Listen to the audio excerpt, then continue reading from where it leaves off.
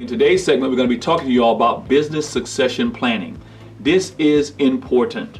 Many people don't really get what business succession planning is, but you're going to understand it in just a short time we're going to be together.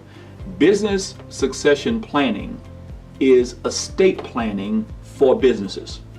In other words, it is that question, it is that thing that when you say, what happens to this business when I'm no longer here? It's different from exit strategy because you plan to be here, you're just talking about how to get out of it. But what happens now in the succession of this business? What happens if you, the CEO, are on an airplane and the plane doesn't land like it's supposed to and something happens to you? Does this business die with you, or does this business have a life beyond you? And is it planned? Back home at the office, do they know who now moves into the CEO chair? Who moves over from the CFO chair? Who moves to this chair? Who becomes in charge of that? Who now takes over operations? Is there a succession plan that describes what were to happen if something were to happen to you? And for most businesses, the answer is no. Do the people know to open the store tomorrow? Do they know how to finish the contracts? Are you an integral part of the contracts even being done? What this says is your company personality driven or is your company system driven? If it's system driven, then like when Sam Walton died at Walmart, the company just continues on. But let's think about companies who are not here anymore. Companies like Kirschman's, companies like DH Homes, companies like that were once great companies known across the country. But now all of a sudden they go from great companies known across the country to people who don't exist anymore.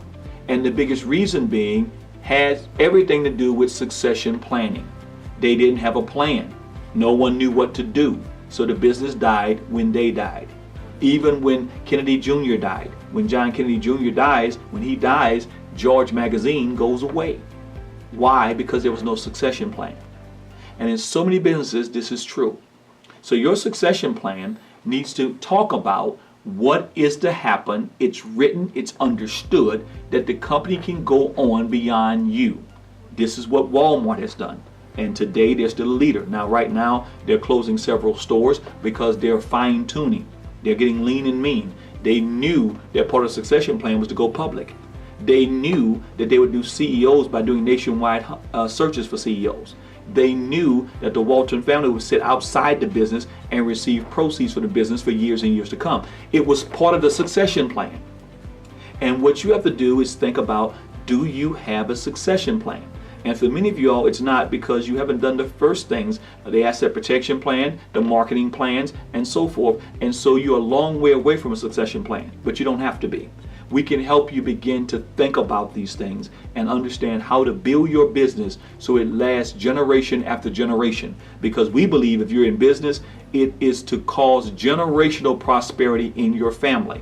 It is to benefit you, your children, your grandchildren, and your grandchildren's grandchildren. And you can have a company that says established back in 2006, and in 2096 we're still talking about your company being in business because it was established right with a succession plan that was meant for it to live generationally, that was meant for it to go into the future.